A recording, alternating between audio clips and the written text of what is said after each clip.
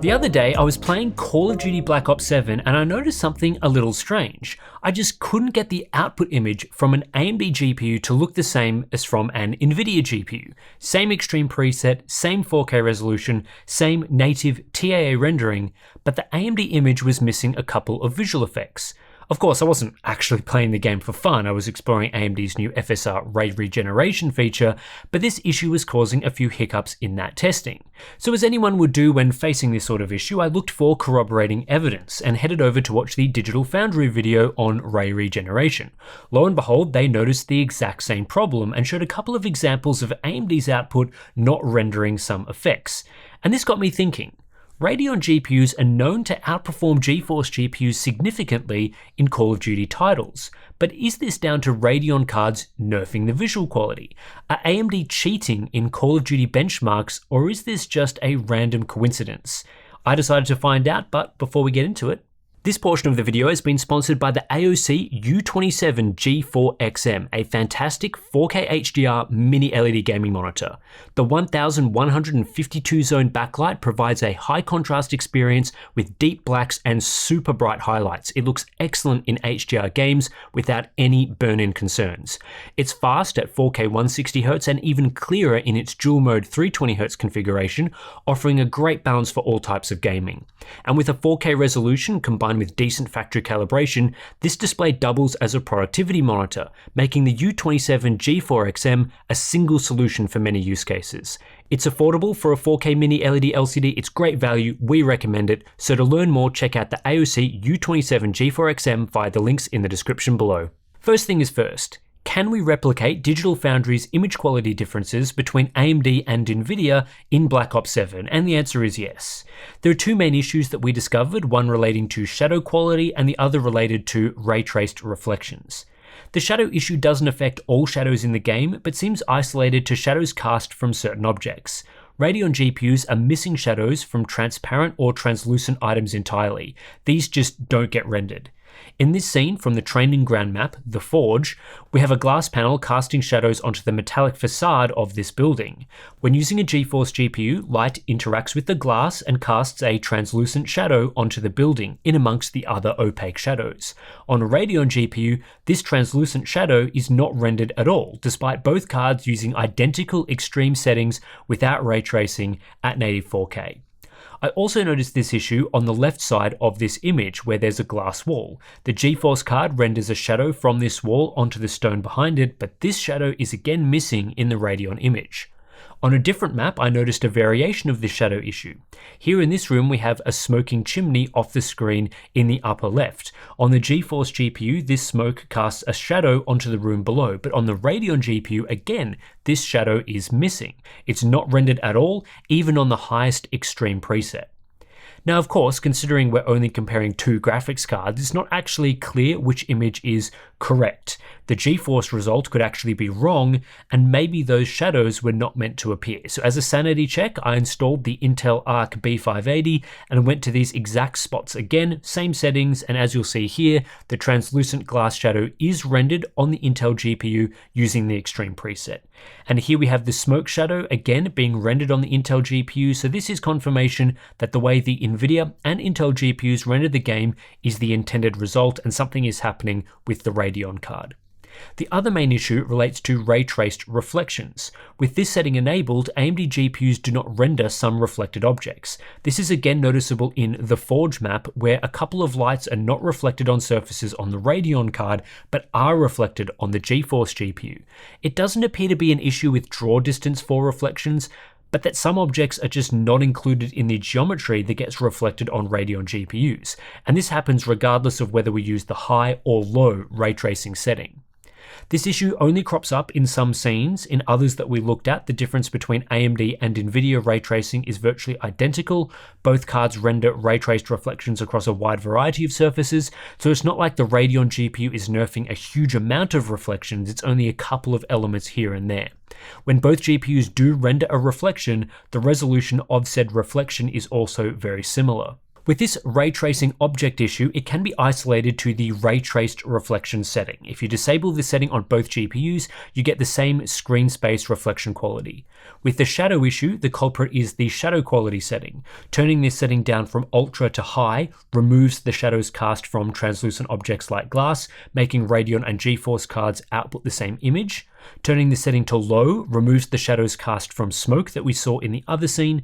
Essentially, if you leave ray tracing disabled and also turn shadow quality to low, both the Radeon and GeForce GPUs output the same image quality. This problem is a little weird though, because it's not like the Radeon card is forcing you to use low shadows, with any setting above low simply nerfed back down to the level of low. Enabling ultra shadows does visibly increase the resolution of shadows on a Radeon card, matching the resolution seen on GeForce, but it doesn't enable the additional shadows seen on the GeForce side. This leads me to think it's a specific issue with the type of element on the Radeon card. Unfortunately for benchmarking, these issues do crop up in the game's built-in benchmark as well as in actual live gameplay. The shadow issue is seen firstly during the early part of the run, where we get a wide overview of the house. The GeForce card is clearly rendering glass shadows, but the Radeon card is not, with both GPUs using identical extreme settings. Later in the run, we move inside the house to the kitchen, above which is a glass skylight. This skylight casts a translucent shadow on the GeForce GPU, darkening the room, but no such shadow is rendered on the Radeon GPU. When enabling ray tracing, I didn't spot much of a difference between the Radeon and GeForce cards in the benchmark pass, so it's possible the issues with reflections seen earlier are not present in this particular scene used for the benchmark. As we noted, it's only specific objects and lights that were affected, and there don't seem to be any affected objects in the pass, so ray traced reflections look very similar across both brands. The good news is that while Call of Duty Black Ops 7 definitely has different image quality on AMD and Nvidia GPUs when using the extreme settings, this is not the case for older titles. I also looked at the benchmark pass and some in-game results for both Black Ops 6 and Modern Warfare 3, the two previous titles, and found no differences in image quality whether you run the game on a Radeon or GeForce card. So benchmark results from those games are valid as far as I can tell, so long as the same settings have been used for an apples to apples comparison. Lastly, a look at the actual benchmark results captured on a GeForce RTX 5070 Ti and a Radeon RX 9070 XT at native 4K. When using the Extreme preset without ray tracing, which we know does not have equivalent image quality, the 9070 XT was 33% faster than the 5070 Ti. We also saw a 21% lead for the Radeon card when using the Extreme preset with high ray tracing, which has an image quality difference in shadows but potentially produces similar ray tracing quality in the benchmark run. When we use the Extreme preset without ray tracing and with shadow quality turned down to low, which produces the same image output on both Radeon and GeForce, the 9070 XT is 35% faster than the 5070 Ti. And when we use the Bounced preset, which also has the same image quality as shadow quality is set to low with that preset, we see the Radeon card coming in with a 30% performance advantage. This suggests that the difference in what is being rendered between Radeon and GeForce is having little impact on performance results. We don't know for sure what the true difference would be using the Extreme preset if both cards were rendering all shadows correctly, but lower settings with identical image quality present a similar margin to the Extreme settings with a small difference in the image. Performance benchmarks run using the built-in benchmark at Extreme settings are invalid if the goal was to use an identical configuration on both brands due to the differences in image quality, but the level to which these benchmarks are inaccurate is probably pretty minimal. So earlier, I asked the question of whether Radeon cards are nerfing image quality in Call of Duty, and whether this was a form of benchmark cheating to improve Radeon performance relative to GeForce in this game. Does this image quality difference explain why Radeon cards perform so well in Call of Duty?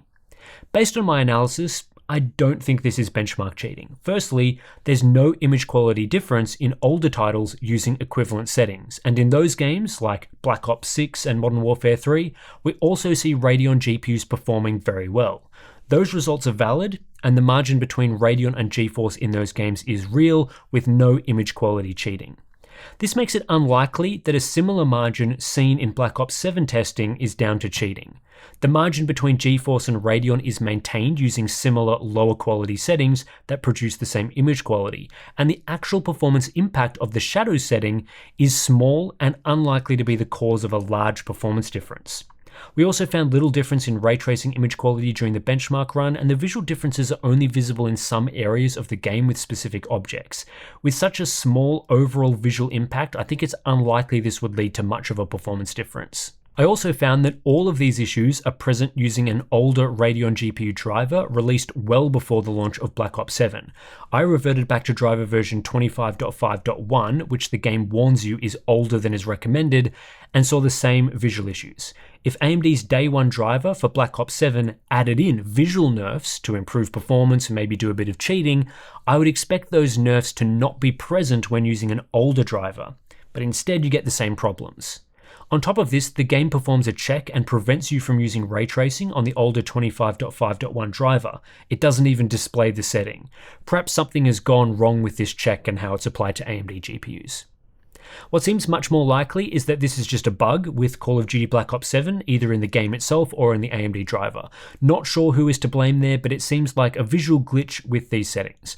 We've isolated it to the shadow quality and ray tracing settings, so it should be pretty easy for the developers to look into this and resolve. Originally, I was planning to test FSR ray regeneration in this title, but that's a bit difficult to do when AMD and Nvidia GPUs do not produce identical ray tracing image quality.